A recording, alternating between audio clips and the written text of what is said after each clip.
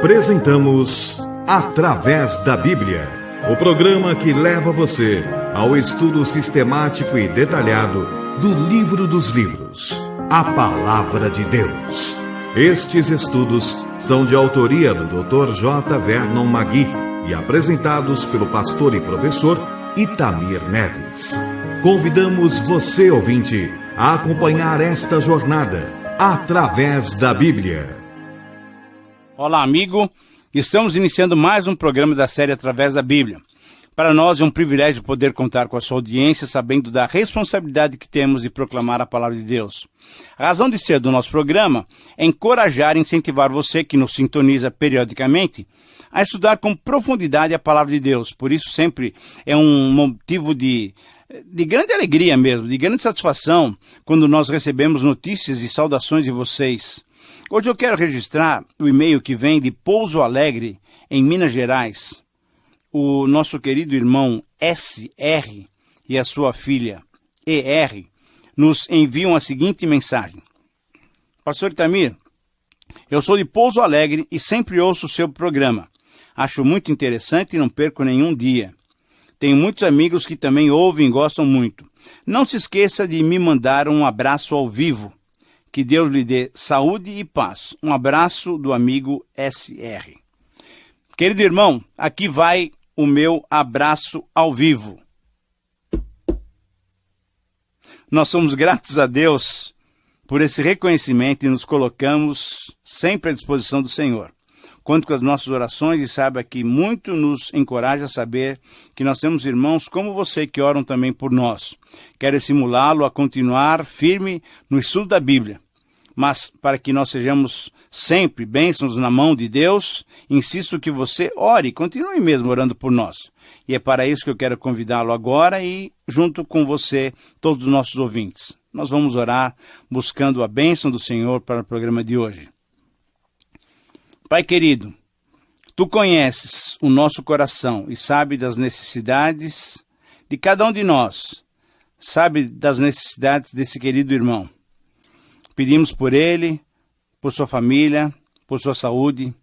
Abençoa-o, Senhor. E pedimos também a Tua bênção para o programa de hoje. Ilumina-nos pelo Teu Espírito e faça-nos ouvir a Tua voz. Senhor, nós pedimos isso em nome de Jesus. Amém. Fortalece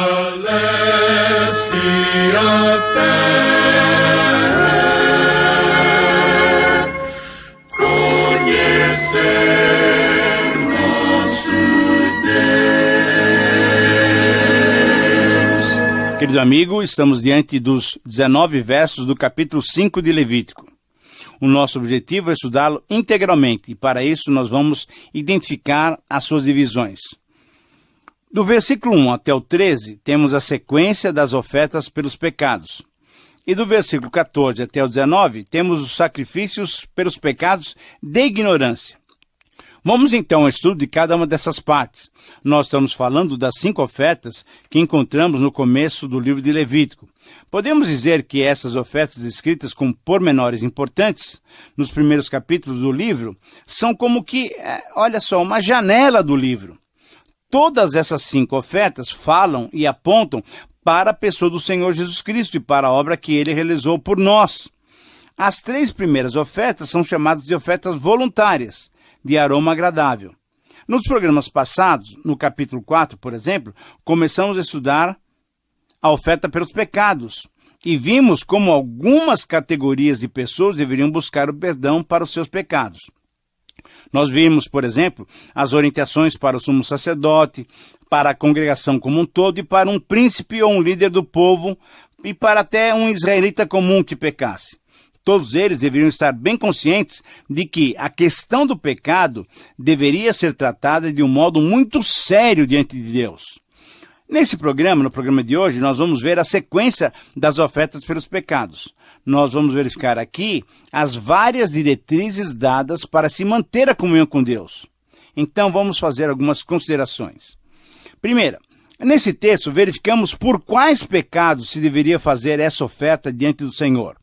Nos versos 1 a 4, vemos de modo específico a que pecados essas orientações eram destinadas.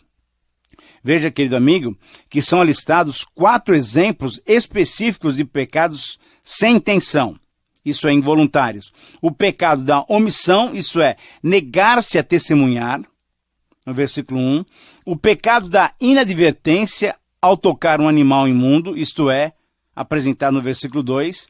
O pecado da inadvertência ao tocar a impureza de um ser humano, no versículo 3. E o pecado da precipitação ao fazer um juramento precipitado diante do Senhor, agindo para o bem ou para o mal. Isso nós vemos no versículo 4. Bom, você deve ter percebido então como Deus é um Deus minucioso, cuidando especificamente de cada possibilidade. O nosso Deus é assim mesmo. Sabendo quem nós somos, ele age em minúcias. E agora então podemos fazer uma segunda observação. Para todos esses diferentes tipos de pecados involuntários, alguém poderia supor que uma qualquer oferta pagaria qualquer culpa que pudesse existir. Mas, olha, não é bem isso que o texto nos mostra, não.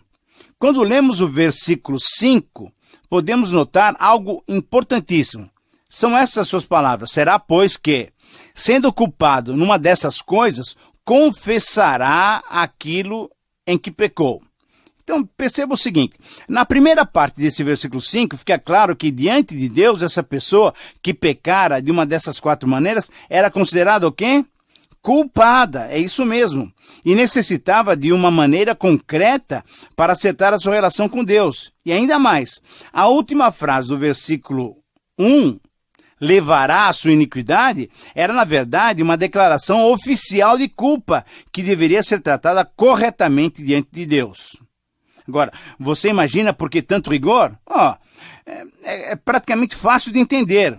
Nós vamos usar, por exemplo, esse primeiro tipo de pecado como um exemplo. Se alguém omitisse um fato que tinha visto ou ouvido, mantendo-o em sigilo, ele estava pecando. Por quê? Porque ser uma testemunha leal e fiel era uma consideração importante na antiga aliança. A integridade individual e a justiça comunitária dependiam desses testemunhos para que a verdade fosse estabelecida. E então, veja bem, se alguém omitisse algum detalhe da verdade, certamente esse seria culpado. Ora, eu vou dar um outro exemplo. Vamos exemplificar com o 4º tipo de pecado aqui descrito. Era o caso de uma pessoa prometer fazer algo e no fim não realizar aquilo que tinha prometido. Veja que não são poucos os que prometem fazer algo para Deus e não o fazem.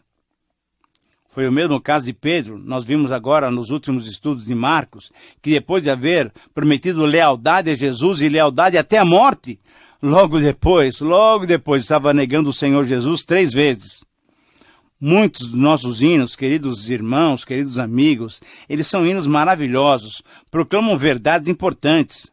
Muitos cantam, e você deve se lembrar desse hino, tudo a Cristo a ti entrego, tudo sim por ti darei. Mas será que os que cantam assim estão de fato dispostos a entregarem tudo mesmo? A darem tudo para o Senhor Jesus? Então, essas promessas não cumpridas estavam em foco nessa oferta. Terceira observação, mas também, para todos esses diferentes tipos de pecados, algo em comum deveria acontecer.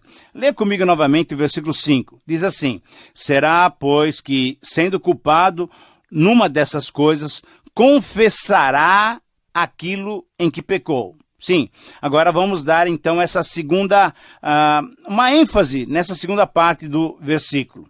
A confissão, ele deverá confessar. A confissão era algo comum e necessário a todos os pecados. O pecador, diante do seu pecado, diante da culpa, diante de Deus, ele deveria confessar, isso é, admitir a sua culpa, deveria concordar com o veredito divino sobre as suas ações. Confissão, uma palavra que no grego quer dizer homologação, é concordar, admitir a sua culpa, concordar com o veredito divino. Aquilo que Deus chama de pecado é pecado mesmo. Agora, perceba bem, mesmo que a psicologia diga que seja o resultado de um trauma, mesmo que os advogados digam que é um deslize legal, mesmo que um ético diga que é um desvio de conduta, Mesmo que um sociólogo diga que é fruto de uma sociedade maléfica. E mesmo até que um conselheiro familiar diga que é um conflito de gerações. Querido amigo, se Deus chamou de pecado, é pecado mesmo. É um problema espiritual, é a quebra do padrão divino, é a impossibilidade de atingir o alvo de Deus. Nós temos que admitir. É pecado. Por quê? Porque Deus o disse. Querido amigo, é assim mesmo que você se coloca diante de Deus? Ou você sempre tem arrumado algumas desculpas? Você é alguém que assume o seu erro e clama pelo perdão divino? Lembre-se sempre, quando confessamos, quando concordamos com Deus, Ele é fiel e justo para nos perdoar os pecados e nos purificar de toda injustiça. Promessa em 1 João, capítulo 1, versículo 9. Uma outra consideração, a de número 4, que nós precisamos fazer aqui, é aquela relativa aos sacrifícios ofertados.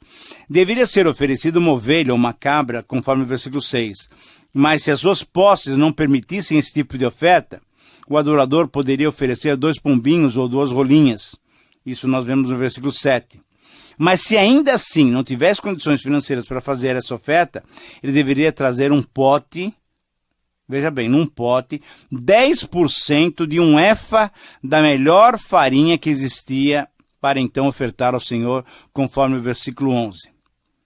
Número 5, uma quinta observação, em relação ao procedimento que deveria ser respeitado no oferecimento dessa oferta a Deus, devemos destacar algumas verdades. Primeiro, a vítima era trazida pela pessoa culpada para ser oferecida a Deus pelo sacerdote. Segundo, o ofertante deveria colocar a sua mão sobre a cabeça da vítima, confessando o seu pecado, e então o animal seria morto. Terceiro, o ofertante entregava a vítima ao sacerdote para que ele pudesse aplicar o sangue dela diante do Senhor. Quarto, o sangue é aspergido e nesse momento se dava a parte principal do ritual. Aqui, quando o sangue era aspergido, aqui se proclamava a ideia essencial da oferta pelos pecados. Nesse momento, veja bem, dava-se a expiação, isto é, o pagamento da dívida a Deus. Veja bem, o pagamento da dívida a Deus pelo pecado cometido. Não se pagava qualquer dívida e nós não devemos nada sem ser a Deus. Quando nós pecamos, nós ferimos o padrão de Deus, nós ferimos o coração de Deus. Deve-se notar que nessa oferta pelos pecados, o sangue não era somente aspergido aos lados do altar, não. Nessa oferta, mesmo no caso das pessoas comuns, o sangue deveria ser aplicado sobre os chifres nas pontas do altar. Por quê? Porque elas eram as partes de maior evidência e, num certo sentido, as partes mais sagradas que se aproximavam mais de Deus.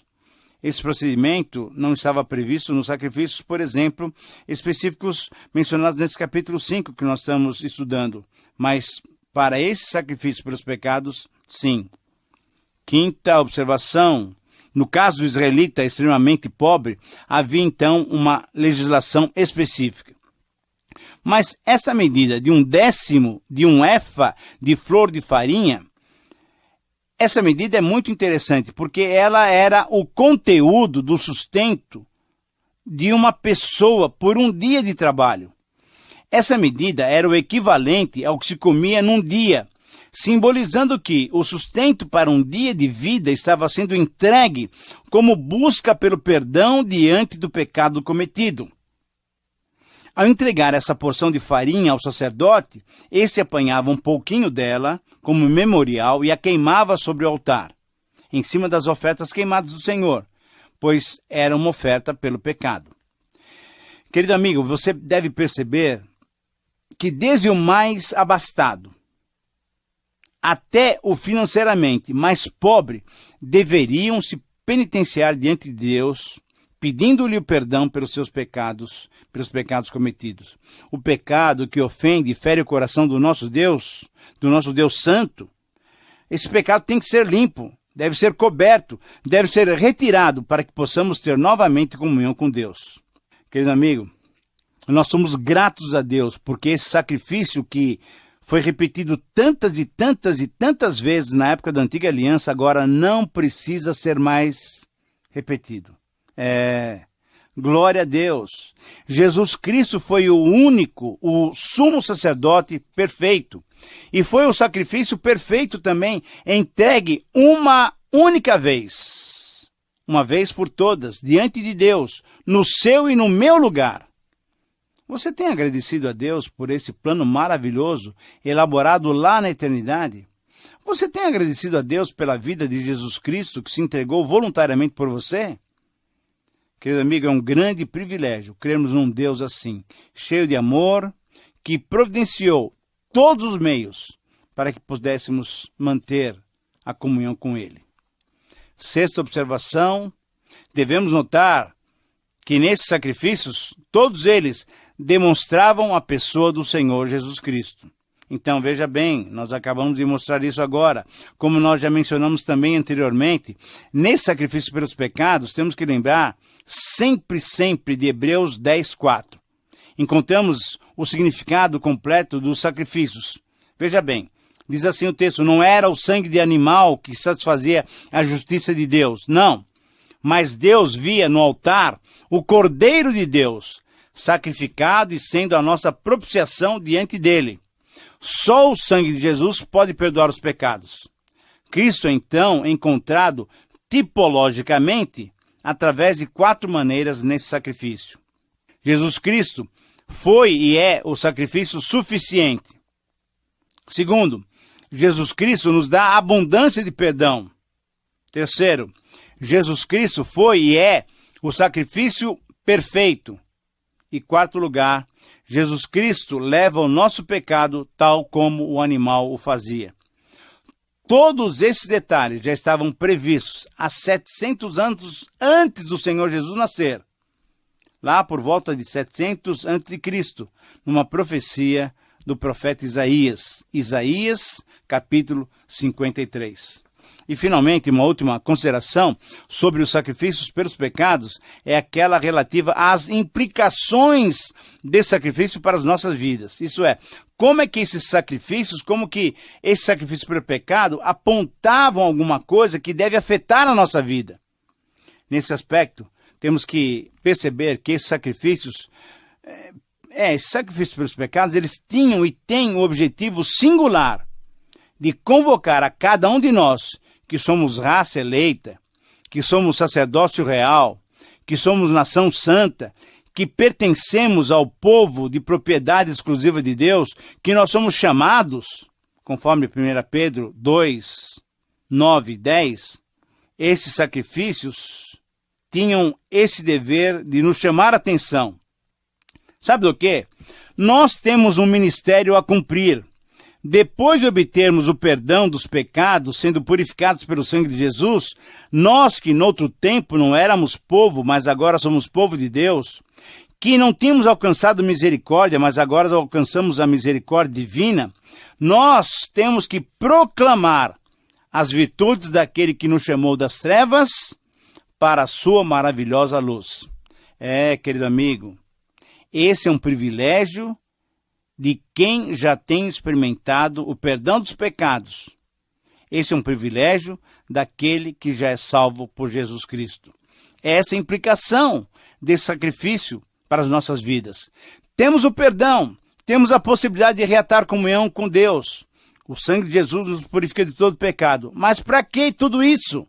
Para ficarmos parados, curtindo? Não. Para trabalharmos, para proclamarmos as virtudes daquele que nos chamou das trevas para a sua maravilhosa luz. Você tem compartilhado com aqueles com quem você convive todas essas bênçãos? Você tem compartilhado as bênçãos que você tem recebido do Senhor Jesus? Proclame, não se envergonhe. Essa é uma grande notícia que o mundo de hoje precisa saber. Constantemente, essa notícia tem que ser dada. E Deus vai usar você e a mim para sermos esse instrumento. Muito bem, agora vamos à segunda parte do nosso capítulo, nos versículos 14 a 19. Aqui temos diante de nós mais prescrições relativas a um outro tipo de pecado cometido. Esses versos referem-se às ofertas involuntárias pela transgressão ou reparação. Essas ofertas também eram conhecidas como sacrifício pelas ofensas, ou então sacrifício pelo sacrilégio, ou ainda sacrifício pela culpa. Assim, temos nesses versos finais do capítulo 5 uma oferta bem semelhante àquelas que nós já tínhamos estudado, as ofertas pelos pecados. Pois no dizer do capítulo 7, versículo 7, que nós vamos estudar nos próximos programas, como a oferta pelo pecado, assim será a oferta pela culpa. Uma única lei haverá para elas. Será do sacerdote que com ela fizer a expiação.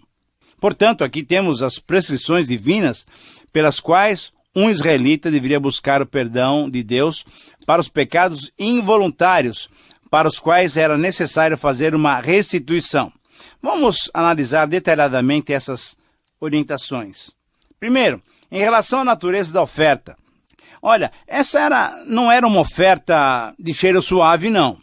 Embora semelhante, havia uma diferença entre a oferta pelo pecado e essa oferta pela culpa, pela ofensa.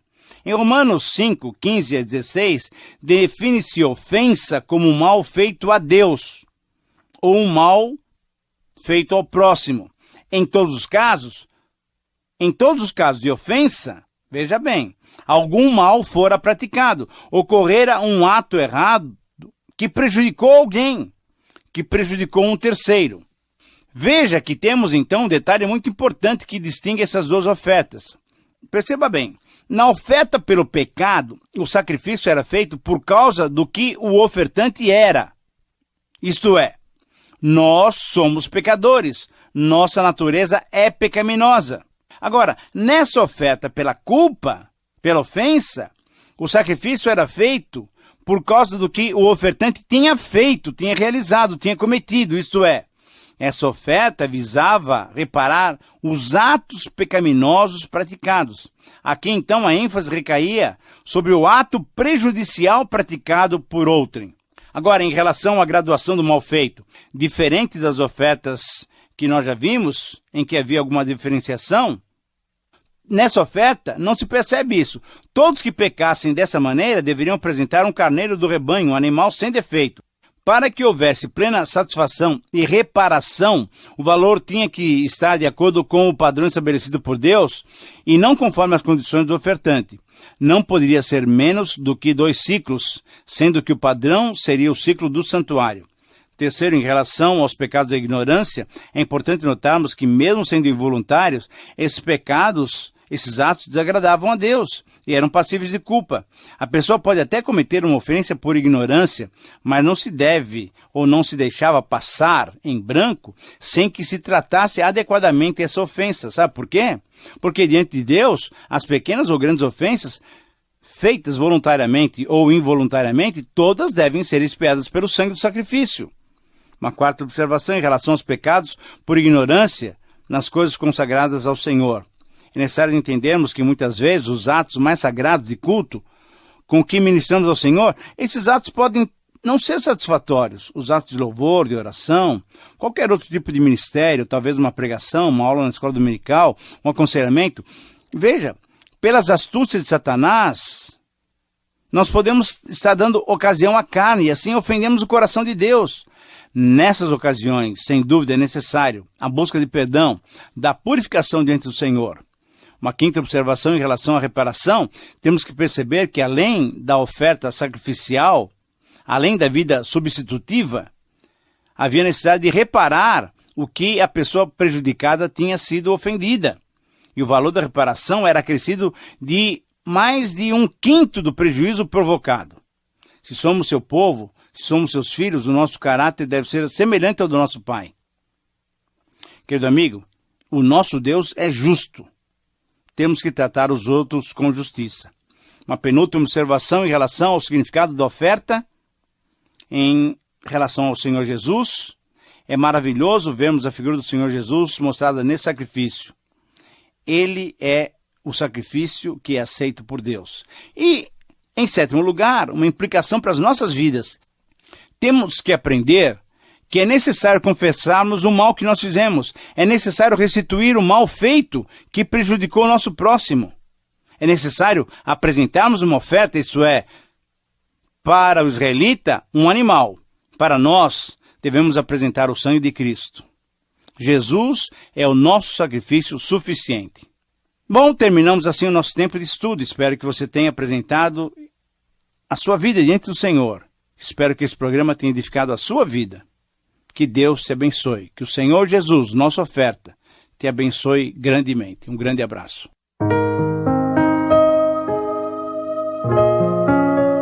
Terminamos mais uma apresentação do programa Através da Bíblia. Esperamos que você nos escreva, dando a sua opinião sobre o que ouviu. O nosso endereço é Caixa Postal 18.300, CEP 046-26970, São Paulo, capital. Ou pelo e-mail atravésdabiblia@transmundial.com.br. Este programa foi produzido nos estúdios da Transmundial.